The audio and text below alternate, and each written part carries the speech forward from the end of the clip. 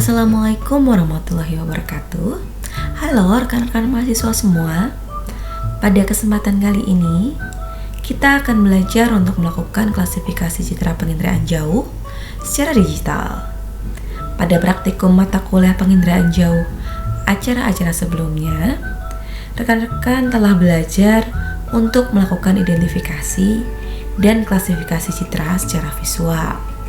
Namun, bagaimanakah proses melakukan klasifikasi tersebut secara digital? Mari kita simak tutorial klasifikasi secara digital pada video berikut ini. Nah, pertama-tama silakan teman-teman buka aplikasi pengolahan citra yang sudah terinstal pada laptop maupun komputer rekan-rekan masing-masing. Pada kesempatan kali ini, Bu Erisa menggunakan Envy Classic dengan versi 4.6.1. Bu Erisa lebih prefer menggunakan aplikasi tersebut karena akan membantu mempermudah pemahaman kita terkait konsep-konsep klasifikasi ataupun konsep-konsep pengolahan citra secara digital dengan lebih mudah. Nah, selanjutnya silahkan teman-teman buka citra teman-teman yang akan dilakukan klasifikasi. Cara klik file, open image file. Nah, pada kesempatan kali ini Bu Erisa menggunakan citra untuk daerah sebagian Pulau Jawa, yaitu citra Landsat 8 yang sudah Bu Erisa olah terlebih dahulu. Pengolahan yang Bu Erisa lakukan adalah pengolahan layer stacking atau penggabungan citra. Nah, ini merupakan citra format file asli yang belum dilakukan pengolahan terlebih dahulu. Namun, untuk memudahkan proses pengolahan,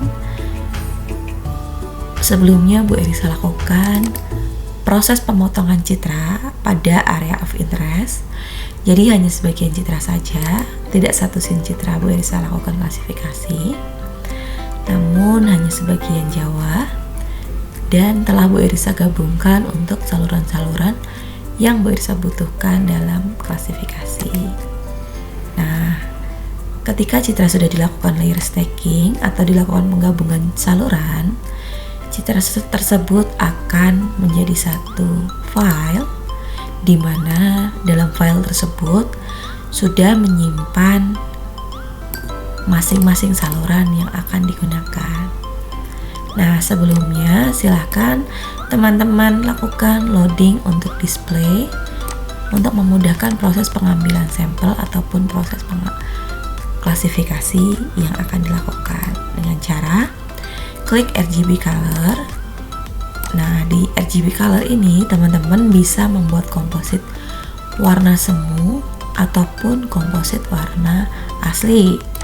Nah, pada kesempatan kali ini terlebih dahulu Bu Erisa melakukan loading untuk komposit warna asli dengan kombinasi saluran 4, 3, dan 2. Lalu load RGB.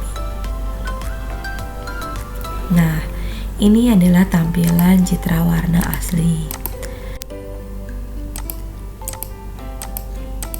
Terkadang, untuk melakukan identifikasi objek menggunakan komposit citra warna asli itu sedikit tricky, di mana ada objek-objek tertentu yang justru sulit dibedakan menggunakan citra warna asli. Contohnya adalah kalau dalam kasus scene citra Bu Erisa ini akan agak sulit membedakan antara objek air dengan objek vegetasi, di mana penampakan air pada citra ini itu cenderung berwarna kehijauan mirip dengan objek vegetasi. Contohnya adalah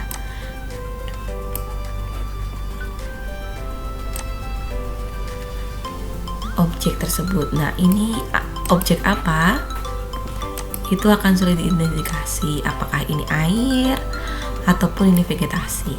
Nah, seringkali untuk memudahkan proses identifikasi untuk objek-objek spesifik ataupun objek yang sulit dibedakan menggunakan komposit citra asli, kita perlu menggunakan komposit warna semu.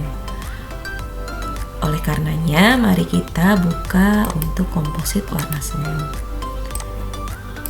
Komposit warna semu itu kombinasi salurannya bebas sesuai dengan kebutuhan kita. Namun, pada kesempatan kali ini, Bu Elisa akan menonjolkan aspek vegetasi di mana Bu Elisa akan melibatkan band saluran inframerah dekat yaitu band 5 dalam pembuatan komposit. Nah, setelah di-load dia akan terlihat komposit warna semu. Untuk memudahkan perbandingan antara komposit warna semu maupun komposit warna asli, dapat kita lakukan link display dengan cara klik kanan link displays. Nah, di sini akan ada muncul dialog bar. Mana saja yang akan dilakukan link display, apakah display pertama dan display kedua. Nah, ketika akan melakukan proses link display, teman-teman pastikan bahwa ini sudah terklik atau terpilih yes semua. Oke, nah dia akan mengikuti display yang kita klik, baik itu display 1 maupun display 2. Nah, menggunakan citra komposit warna semu, objek-objek akan lebih mudah diidentifikasi, terutama untuk objek air di atas tubuh air.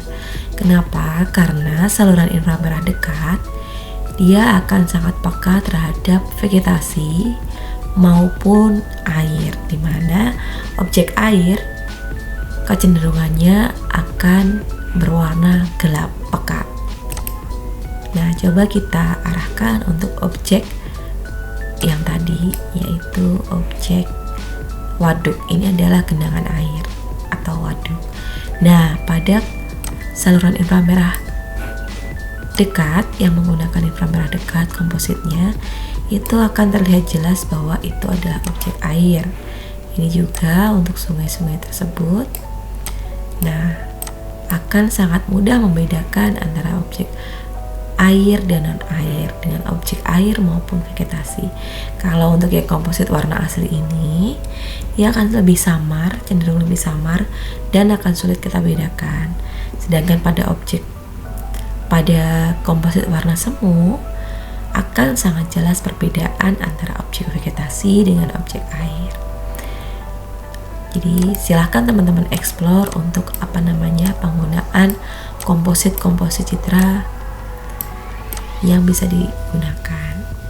Selanjutnya, untuk melakukan proses klasifikasi dapat kita lakukan dengan dua cara. Klasifikasi yang pertama yakni klasifikasi secara tak terbimbing atau biasa disebut dengan unsupervised classification.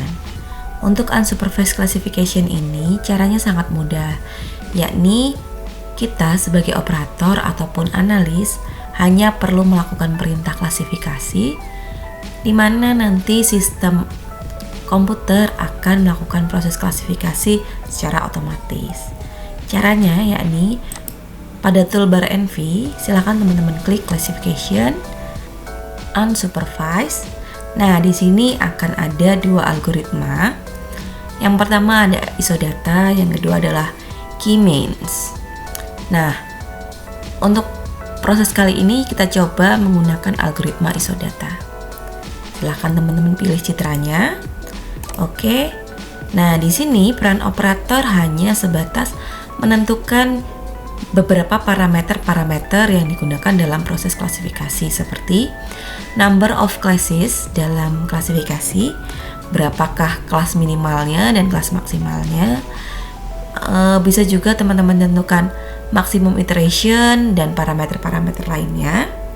Namun untuk kali ini kita akan coba mengikuti defaultnya dari sistem ini, yakni number of class-nya minimal 5, maksimal 10. Lalu silahkan teman-teman pilih direktori penyimpanan dari file hasil klasifikasi dengan cara choose. Nah, di sini silahkan teman-teman pilih folder untuk menyimpan hasil dari klasifikasi teman-teman.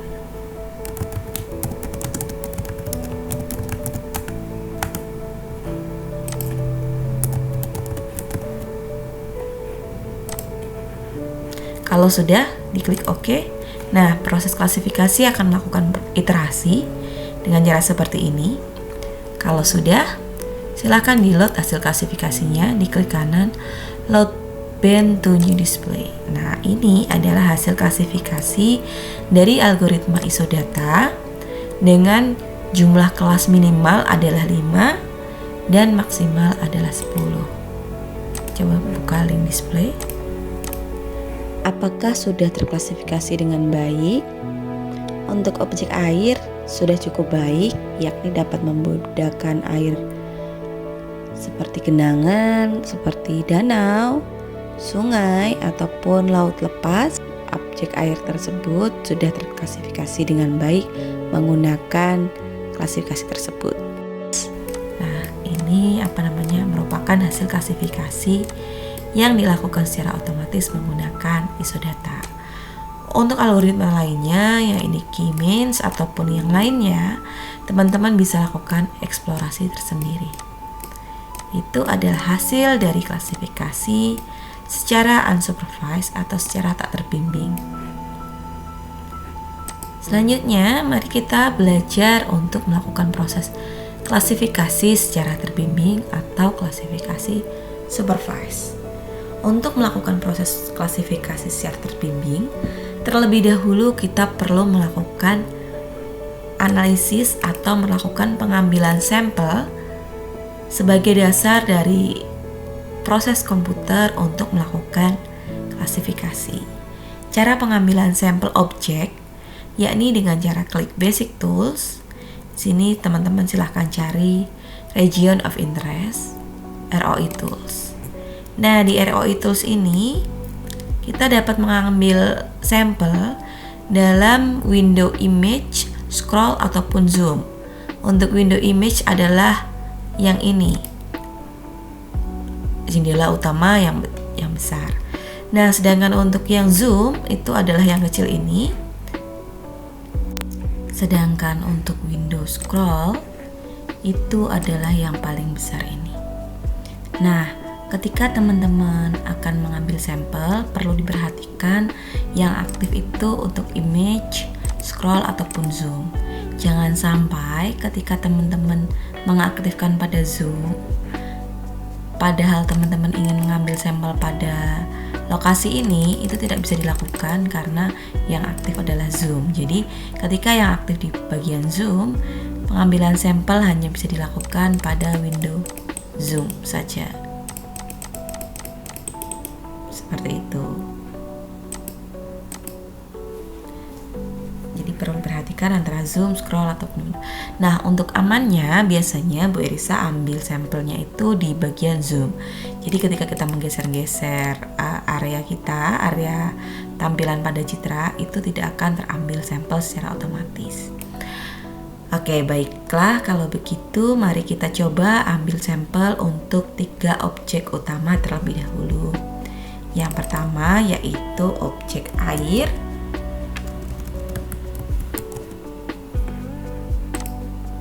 Kita ambil di bagian zoom saja. Silahkan teman-teman arahkan kepada kenampakan objek air, baik itu air berupa genangan, sungai, ataupun waduk, juga dapat air terbuka seperti laut. Nah, akan kita ambil sampel air ini sedikit saja, klik. Kalau sudah membuat poligon tertutup, itu dapat diklik kanan dan 2 kali klik kanan. Nah, dia akan sampel air akan terambil secara otomatis. Selanjutnya,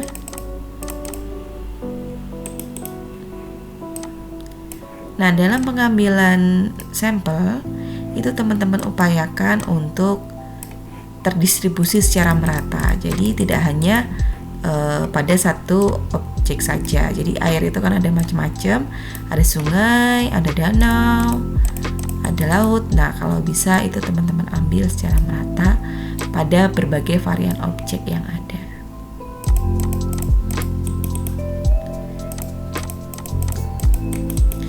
Untuk jumlah pikselnya ataupun jumlah sampelnya itu pada umumnya belum ada aturan yang baku mengenai jumlah sampel berapa yang harus diambil untuk proses klasifikasi. Namun, diupayakan distribusinya secara merata pada berbagai varian objek dan silakan teman-teman ambil untuk area yang kecil-kecil saja. Yang penting mewakili. Selanjutnya kita ambil untuk sampel objek vegetasi. Ketika ingin membuat sampel baru, ROI baru, teman-teman klik New Region. Nah, silakan diarahkan pada objek yang akan teman-teman ambil. Silakan didistribusikan secara merata.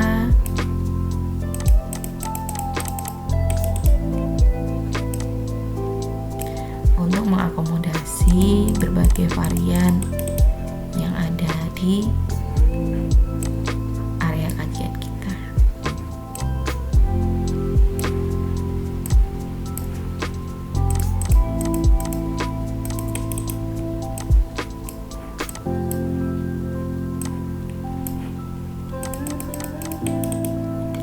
Nah, terus untuk antar objek itu dalam pengambilan sampel, teman-teman usahakan jumlahnya proporsional ya. Jadi jangan jomplang antara objek A dan objek B itu 100 dan 50, itu agak kurang proporsional. Jadi kalau range-nya 100, yang lain objek-objek lain pun sekitaran 100 juga yang diambil pikselnya. Kalau 200, nah yang diambil yang lainnya juga 200. Oke, ini bisa beri nama vegetasi. Selanjutnya untuk objek tanah terbuka. Nah, untuk objek tanah terbuka ini agak susah kalau menggunakan komposit warna semu ini. Jadi biasa panduannya adalah komposit warna asli. Untuk region 3 yaitu objek tanah terbuka. Ini adalah objek tanah terbuka. Silakan teman-teman ambil sampelnya.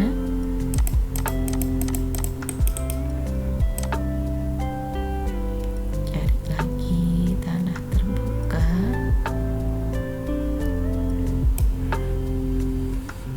Daerah sekitar sini.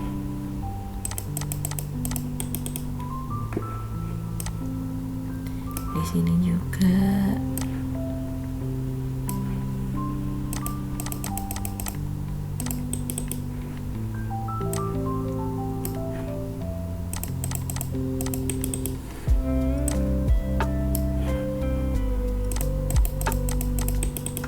Nah, silakan teman-teman gunakan pengetahuan teman-teman.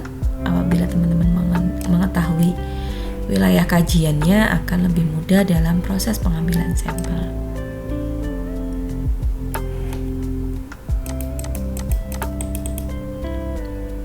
Kurang lebih seperti itu prosesnya dalam pengambilan sampel. Tapi yang perlu diperhatikan adalah proporsionalitas dari distribusi sampelnya. Jadi jangan sampai jumlah sampelnya timpang, kecuali memang objek kajian yang diambil atau objek yang diambil sampel itu distribusinya tidak banyak, jadi hanya sebagian kecil objek. Nah, itu tidak harus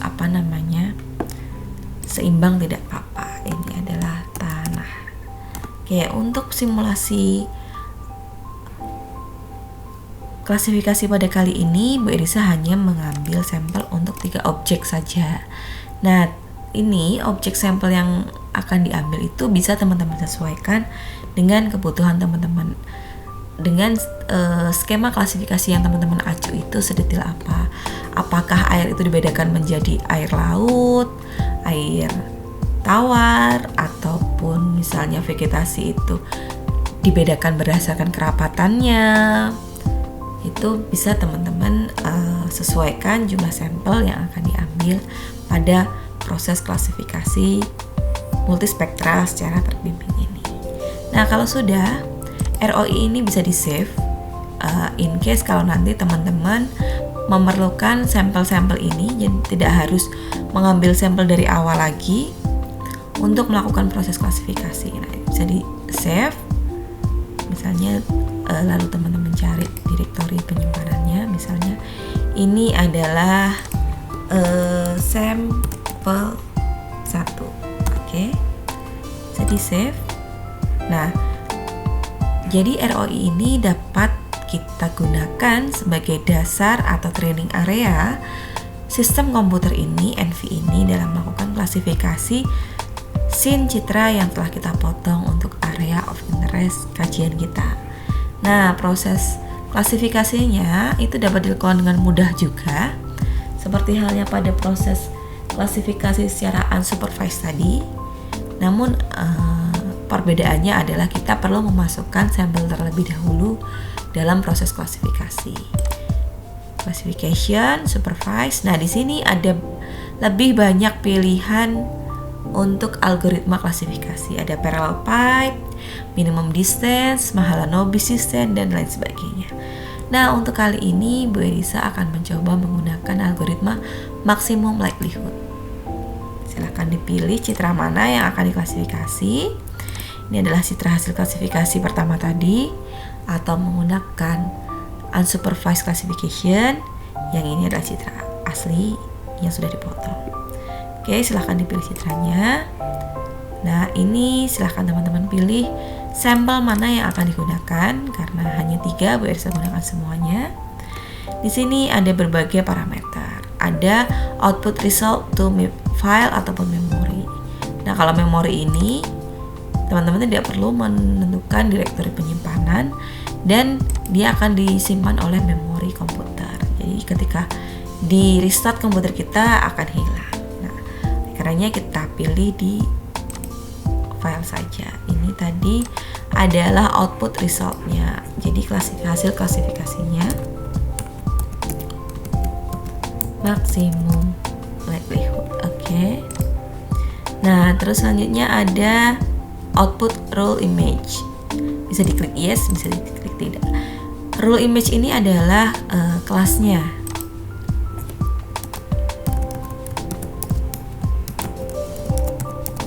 Silahkan teman-teman save, opsional saja.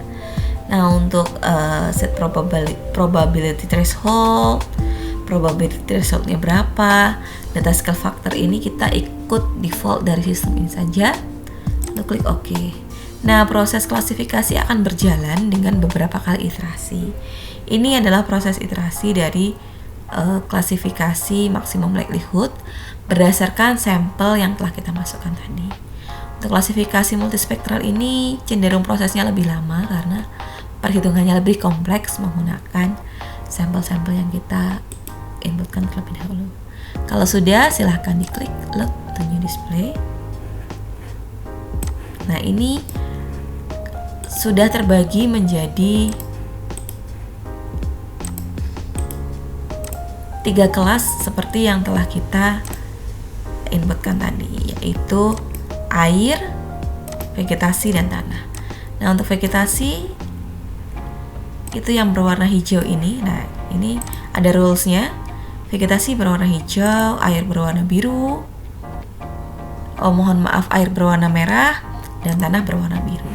Coba kita lihat untuk air berwarna merah. Oh, betul, sudah betul. Untuk air laut juga sudah terbedakan dengan baik, tapi untuk sungai yang bagian-bagian ini dia tidak mampu terklasifikasi dengan baik karena banyaknya mixed pixel. Namun ini genangan air ini sudah terklasifikasi dengan baik juga. Untuk waduk yang kecil ini dia juga sudah terklasifikasi dengan baik. Untuk objek vegetasi, apakah sudah terklasifikasi dengan baik? Dapat teman-teman explore, teman-teman cek, teman-teman lihat. Nah, ini untuk kelompok vegetasi ini itu juga sudah terklasifikasi dengan baik. Ya, ini juga iya, cukup baik hasil klasifikasinya untuk 3 objek yang kita ambil berdasarkan sampel ini tadi, yaitu air, vegetasi, dan tanah. Nah, ketika teman-teman akan melakukan klasifikasi dengan lebih detail lagi, itu bisa teman-teman sesuaikan ROI-nya. Nah, demikian tutorial klasifikasi multispektral baik secara supervised maupun unsupervised. Untuk selanjutnya silahkan teman-teman coba menggunakan komputer ataupun laptop masing-masing dan hasil praktikumnya nanti bisa dilaporkan dengan baik. Kalau begitu Bu Erisa akhiri tutorial pada kesempatan kali ini. Mohon maaf apabila ada kesalahan ataupun kekurangan dari Bu Erisa. Silahkan dicoba, berkali-kali dicoba agar nanti hasilnya bisa lebih optimal dan bisa lebih sesuai dengan kebutuhan teman-teman. Baiklah, kalau begitu Bu Erisa akhiri video tutorial untuk klasifikasi multispektral baik secara supervised maupun unsupervised kali ini. Kurang lebihnya Bu Erisa mohon maaf apabila ada kesalahan ataupun kekurangan dalam Bu Erisa menjelaskan materi kali ini. Wassalamualaikum warahmatullahi wabarakatuh. Selamat mencoba.